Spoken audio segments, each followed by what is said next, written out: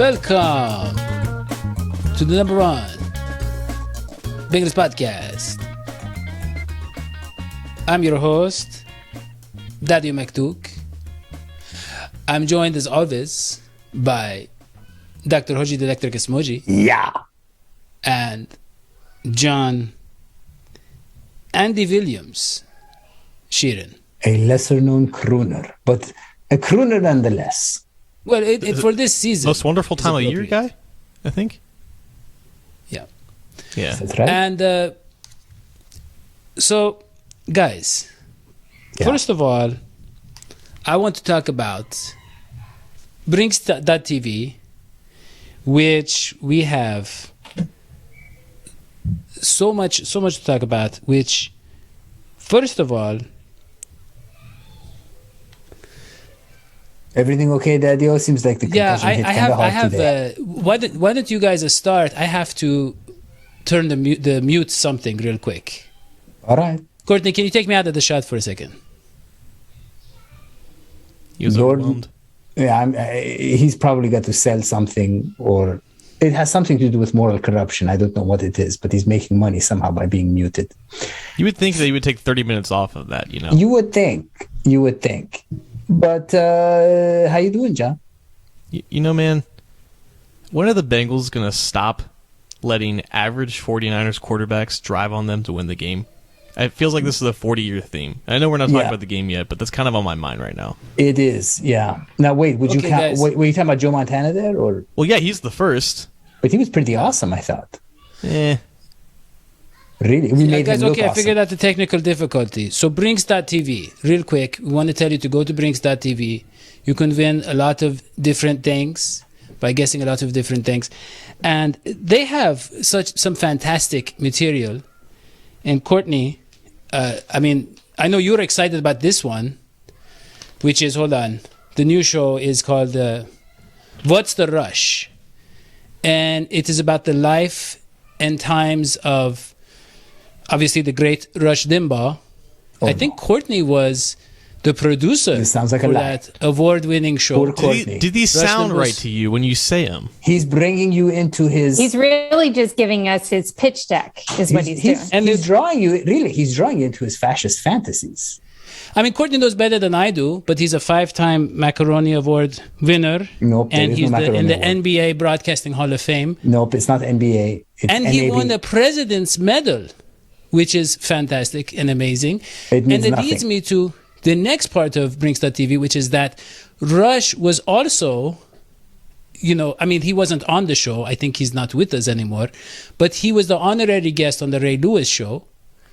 That doesn't even sound true.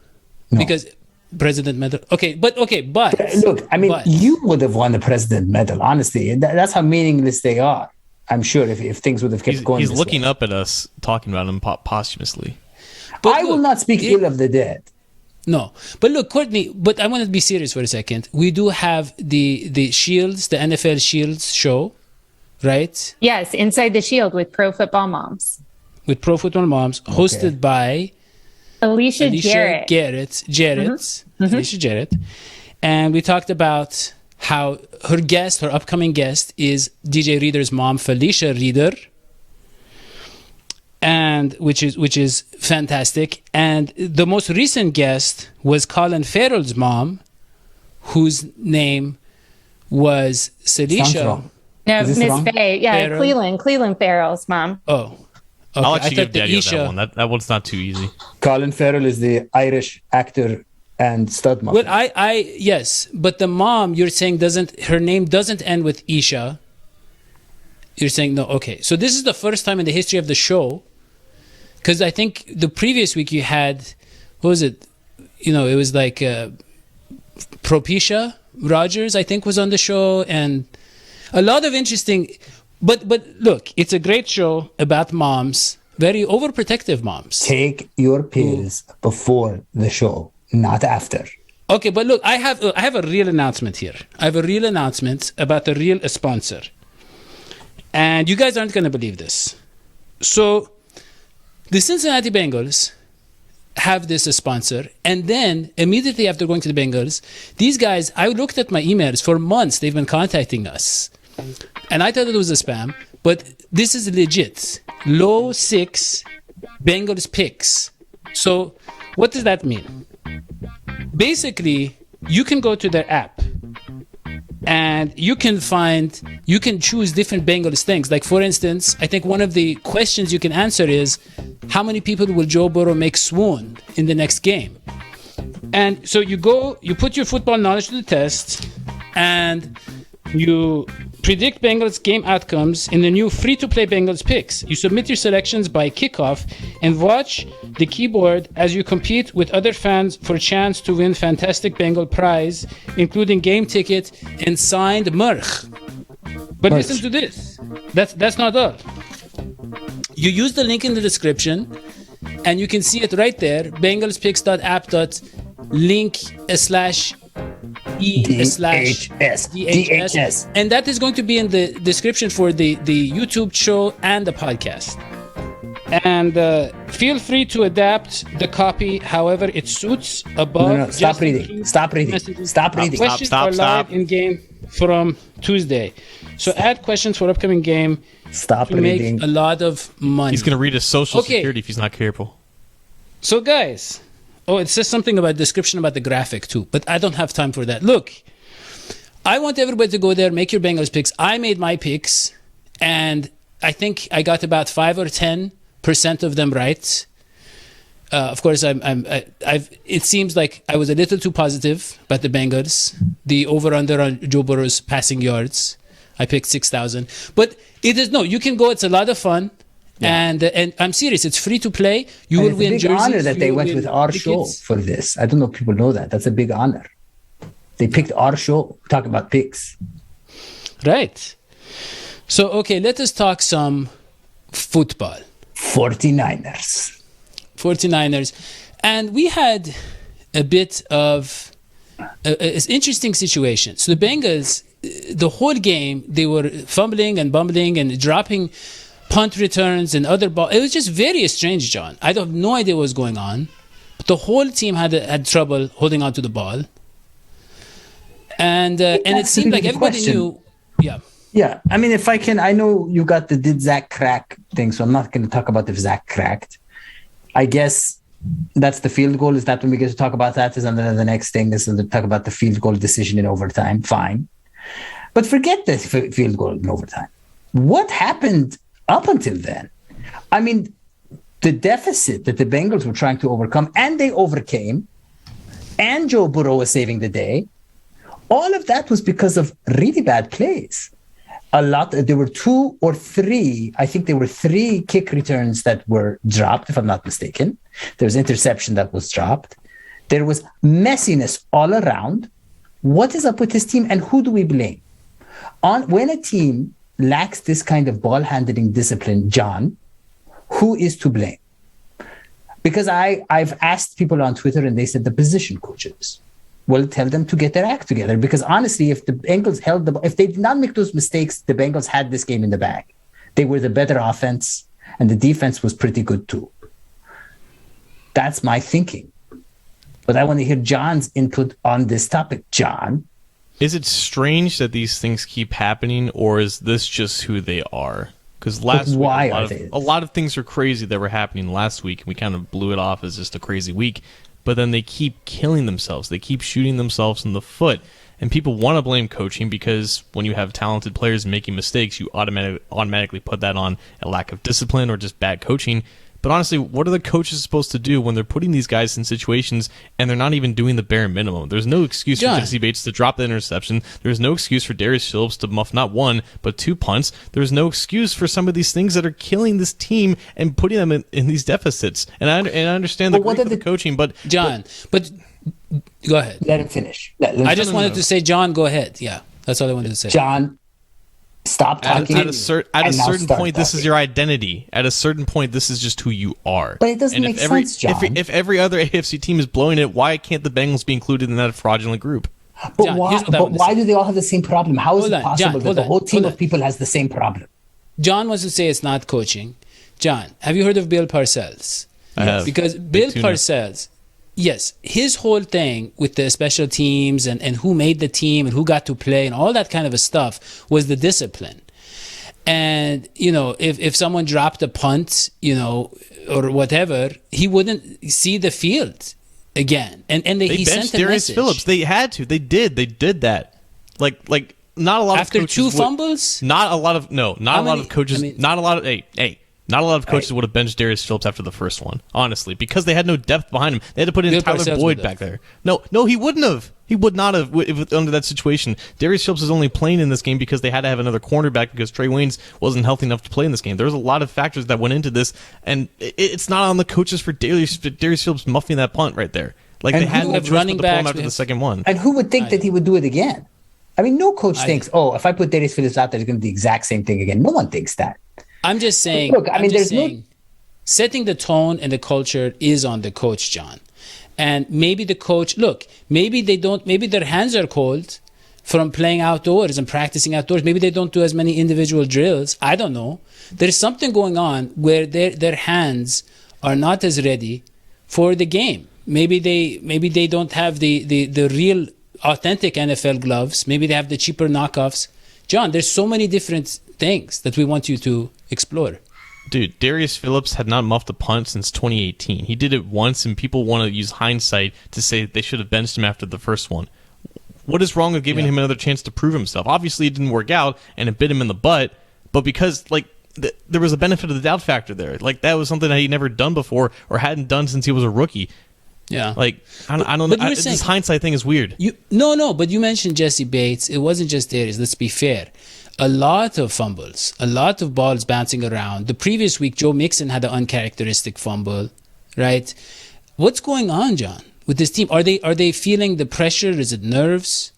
There's probably some of that too. I think we collectively look at players who are talented and who are capable of doing great things, and we assume that is just the standard. It's just stable. It's always going to happen. We forget that some of these guys probably aren't as good as we prop them up to be, and that they make mistakes. Unfortunately, they make too many mistakes against crucial opponents, and they can't find a way to dig out of those holes that they create for themselves. Honestly, I think it's just players just making mistakes and not being as good as we think that they are. Okay. Well, let us talk about coaching again. So- Did Zach crack? Because now fans are gobsmacked, John. Fans are gobsmacked. They should be gobsmacked. Look, here's the thing. I don't care if Zach cracked. You want to know why? Because this team, back-to-back 2 weeks, came back from a deficit. Why do you not give the head coach any credit? That was Joe Burrow. It doesn't make sense to say that. Yeah, John. It's Joe Burrow. He's not out there by himself. He's calling the plays. Everybody Did talks you about see how the- bad his okay. play calling Joe- is. He called the no. plays to get them back from the deficit. No. He made some incredible throws in the fourth quarter and overtime. I'm talking about MVP throws. Fine. He was running around. Look at that touchdown, the second touchdown, John, to Chase. Mm-hmm. That has zero to do with coaching. I mean, Chase didn't even know he was throwing the ball to the right before the ball got You're talking about there. the first one. You're talking about the first one. Whatever. Yeah. I mean, nobody knew what he was doing.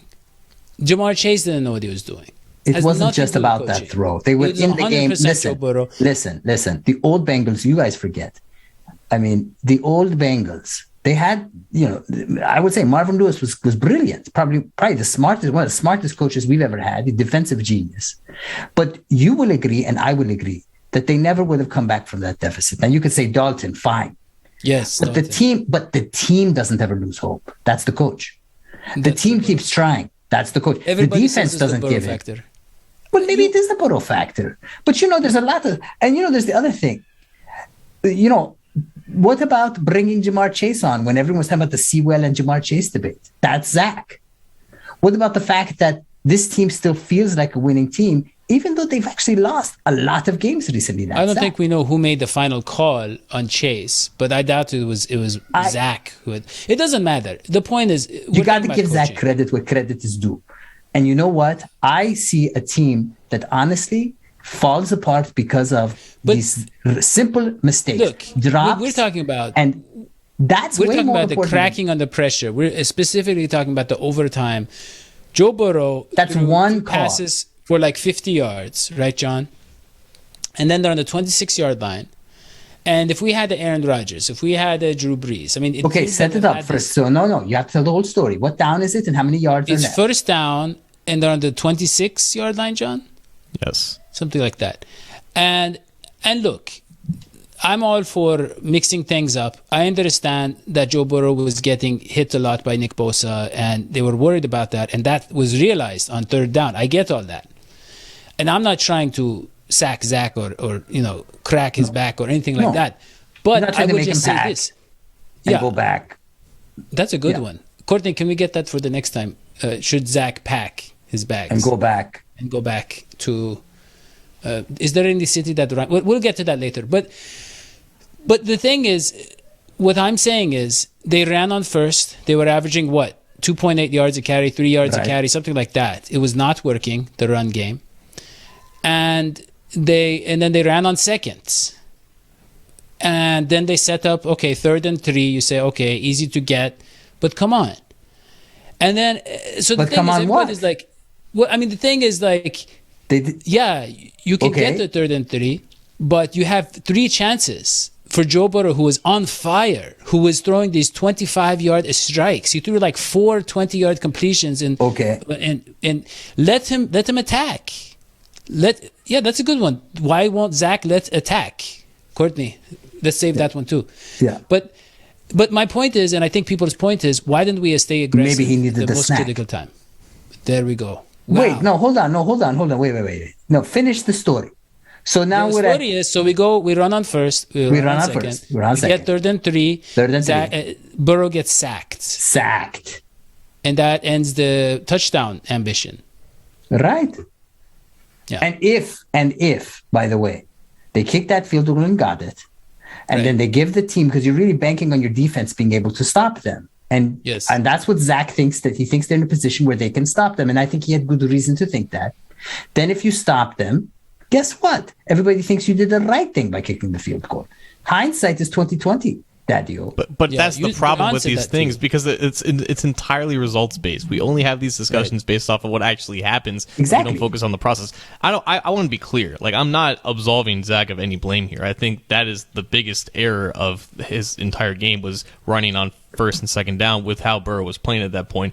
But people want to just always blame play calling with him, but they don't realize that play calling is also a reflection of what is actually happening in the game. The offensive line played probably its worst game of the entire season, which is why it was probably Joe Burrow's best game of his entire career, because he was making all these plays and throws despite a terrible pass protecting offensive line in front of him. And I understand in some ways that they didn't want to put Burrow into too many obvious passing situations right there, but people want to focus on those last 2 plays because it could have been a great chapter in the Joe Burrow story to come back in the 4th quarter with 2 touchdowns to Jamar Chase, and the fact that the ball was taken out of his hands there, they immediately they pinned that on Zach, because it was something that ruined the game and it ruined the story of Joe Burrow, when in reality, it's not just Zach Taylor that lost him this game. It's the bunch of mistakes that even got him in the deficit first. We need to have that nuance with this conversation. It's not just on Zach Taylor.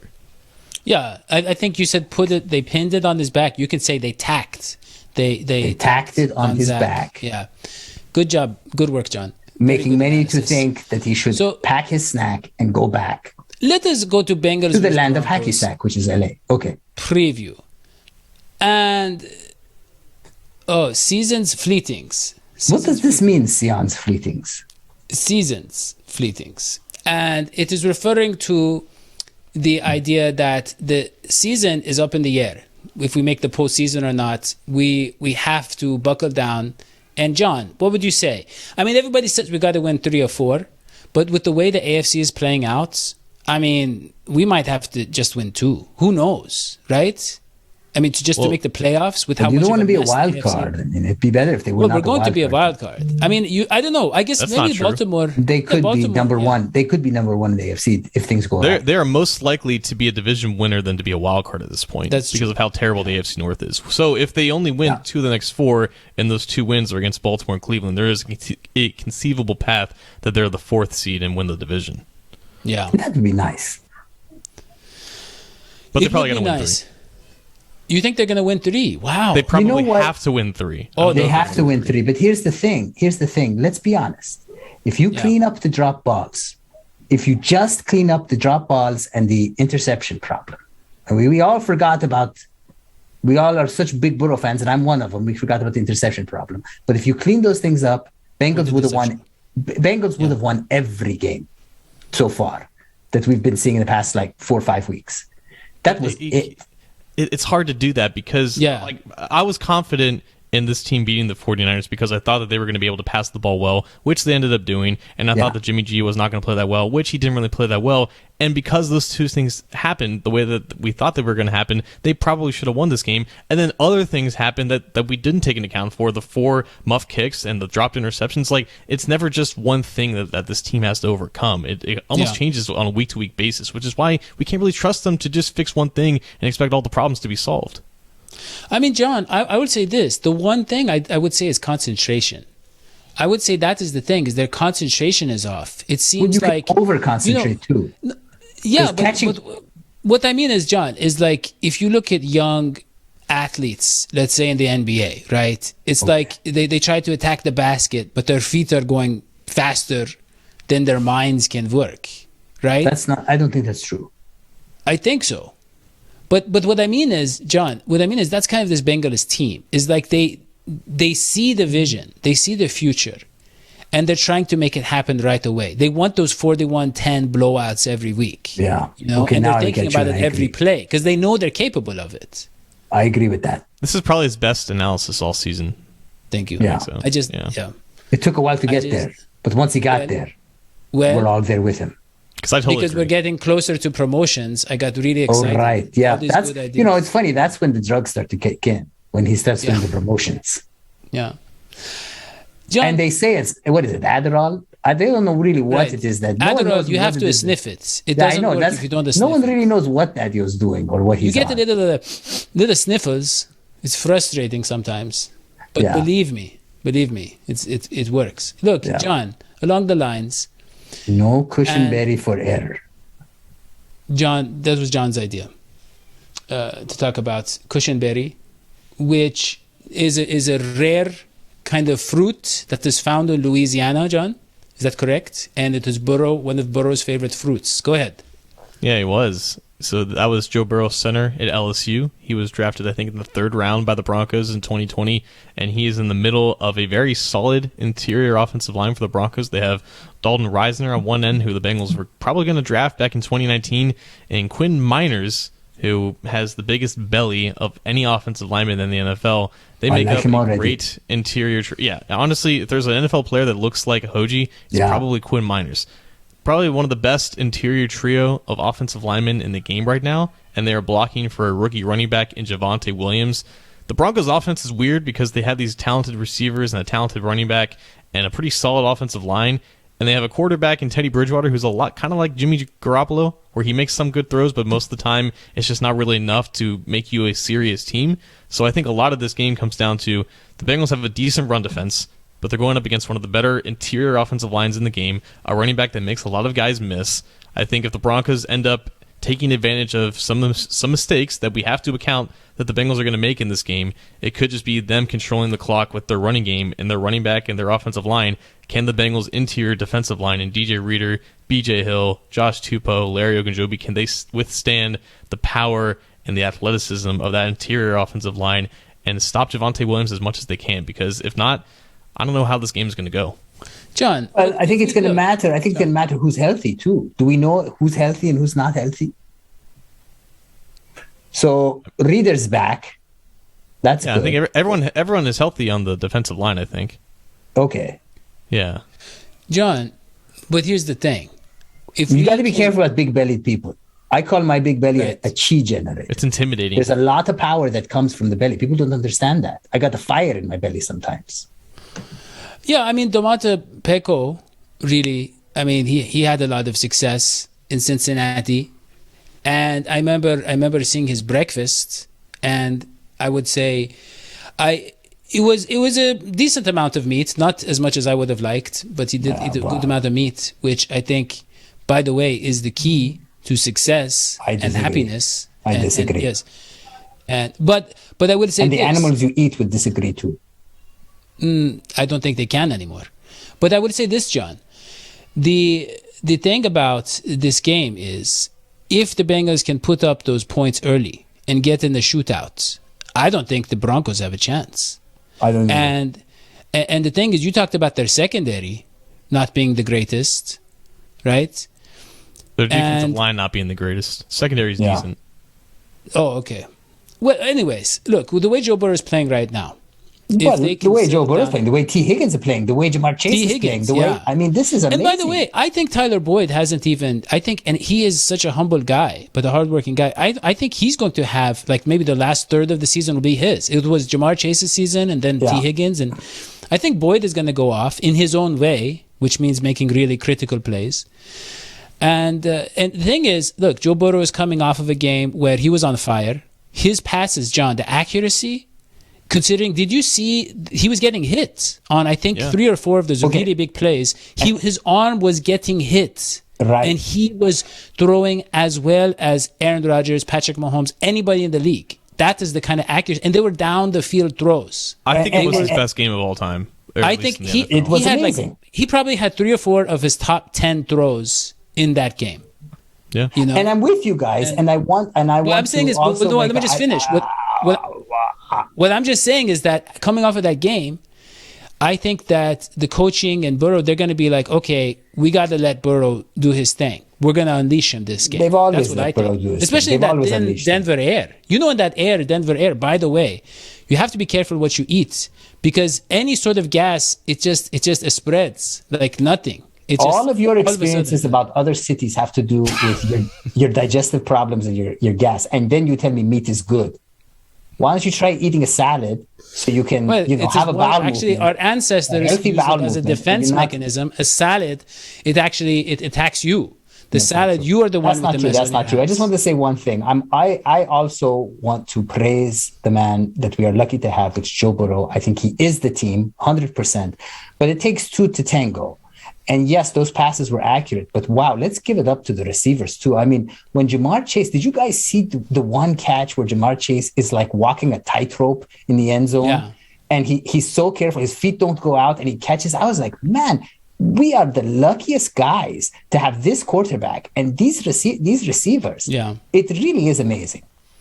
I mean, our skills players are second to none. I mean, Joe Mixon, even in terms of talent. If we had the top 5 or 10 offensive line, I don't think there's any doubt Joe Mixon would lead the league in rushing. In my mind, he's second right now. So he's second right now. But I mean, even if Derrick Henry was healthy, I think Mixon could give him a run for the money if we had the top offensive line. That is how talented he is. He's not as good as Derrick Henry. I'm not saying that, but he's up there. You know, he is up there. And, people doubted him a lot. And people said they paid him too much money, and he's proving all of them wrong. But he had some tweet today about a laboratory, which I did not understand. He said, I'm at the laboratory. Now, I don't know if he's going into science or what, or he had some sort of COVID kind of scare. But it made me worry a little bit. I don't know if you guys saw that tweet. I did not. John, what does that mean? He's in the lab. Who knows what he's doing? Okay. Maybe they're improving him using cryogenics or biogenics or... I don't know. Maybe he's going to be bionic, Mixon. Maybe. I mean, there are a lot of. Yeah, thank you, Courtney. Let's move on to the predictions. Yeah. And how much the Bengals will win by. Right. John, take it away. Oh boy. Poor John. He hates this game. He hates the game. No, man, they don't do well in Denver. Honestly, Well, McCarron. You remember McCarron ripping it up in the. They lost that game. Yeah, but he was really good. It was close. That's when I became a fan. I think the Broncos are slightly better than a lot of people give them credit for. They have a lot of similarities to the Bengals as well. It's weird, though. This Bengals season has proceeded with 2 straight wins, 2 straight losses, 2 straight wins. Now they're on 2 straight losses. They haven't lost 3 in a row since, I guess, last year. It would make sense for them to bounce back here, and I think there's logic in kind of waking up, realizing that the best thing for this offense right now is to unleash Joe Burrow. And I think the offensive line has a great opportunity to bounce back against a Broncos defensive line that has lost its luster compared to recent years. I think that they're going to be okay offensively. I think they're going to be fine against Teddy Bridgewater. But at this point, anything can go wrong with this team. Everyone is capable of making bonehead mistakes and just costing points And I don't know what that's going to be this week, but I have to assume it's going to happen until it doesn't, until they play another clean game. So I'm going to say, for the sake of the Bengals potentially winning, that they lose closely in this one, maybe like 23-21. Wow. So I'll go. Hold on. What is John's player of the game? Who's the player of the game, John? That sounds like Burrow. Sounds like Burrow. I don't know. Let's go with Sam Hubbard. All right. I like it. Why not? Even though By the way, he's wearing red, I'm glad that he didn't choose communism today. Go ahead, OG, please. By the way, did you guys see the news about AJ Green doing so well recently? Oh, yeah, he was fantastic. Yeah. So here's my thing. You talk about crisp air, mountain air, mile high stadium. What happens when the air is thin? The ball travels better. Who does that help? A lot of things travel better, but yes. Well, let's not get into your So the kicker, as long as it's not windy, benefits from that. So I do think this is going to be the game where the 70-yard kick happens. Wow. I know it's going to happen. I saw it very clearly in a dream this summer. I saw it very clearly. You're right. I mean, Jason Elam set his record in Denver. He played for Denver, but he also set it in Denver. It's happening. So. But I don't think it's going to be a close game. I think the kick is going to happen, but it's not going to be a tiebreaker. I think the Bengals will dominate. They will dominate because, honestly, every team that has played them recently, especially in the past two losses, has been playing a team that, as John said, is making kind of stupid mistakes. That stupid mistakes will have to end. It's a maturation process. Now, when will they end? I think they're going to end this week. And I think you got a healthy defense on the Bengals part, and they're playing an offense that isn't great. So I think you're going to shut them down. I see like a high score. I see the Bengals going maybe in the 30s and the Broncos maybe in the 10s. And player of the game, Joe Burrow. Wow. Yeah, I mean, I do see the Bengals, bouncing back big time, John. Oh yeah, I really do. Yeah. Yeah. I'm going 35. Oh yeah. To 20. I think the Bengals are going to handle this one easily, and I do think the player of the game will be Joe Burrow. I think they're going to, let it rip, finally. And so I'm very much looking forward to this game. I'm also very much looking forward to cheese. Right. And then you won't have farts on your mind all the time. Thank you. So let us go to promotion. And this is where you can go to sign up for Bengals picks. And you can make all sorts of picks, like, what will the Bengals have for lunch? No. And what kind of effect will the air have on them? No, it's not those kinds of picks. But no, there's a lot of things like how many interceptions will the Bengals have? How many yards will, this receiver, that receiver have, and so forth. It is a lot of fun. And it is free to play, and you can win jerseys, and you can win merch. And also, I want everybody to go, and you can join to become a member of our Google. Yes, there you go. There's Bengals picks. Thank you, Courtney. And it does, I guess the 18 plus means it has some inappropriate content, maybe some glamour shots, some different pictures of the Bengals and compromising situations. I don't know why it is 18 plus, but that must be a perk for some people. John, I don't know. No, but it is not, it's not gambling. It is free. So I guess the 18 plus is maybe, I don't know. It is very difficult questions, like the interception. But no one asked you that. I mean, no one asked why it was 18 plus. You kind of dug your own. To talk about farts. You dug your own grave there. You say, well, I don't know. Why is it called picks? Let me think. And then you start thinking out loud on the show. I mean, before the show, work this stuff out. So you don't on the show, I wonder why it's 18 plus. Well, who cares? Really? I just look.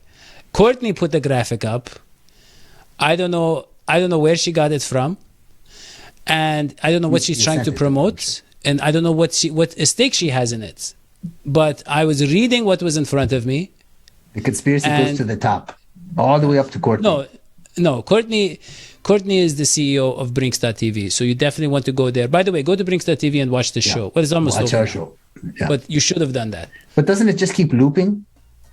It does. Courtney, how many times a day do you show our show? Oh, she's playing the music. That's her way of saying bye. Stop talking. Okay. Yeah. Okay, look. There you go. But I got the yes, groove. but give us money. There's so many. I forgot the different ways. John, how can they give us money?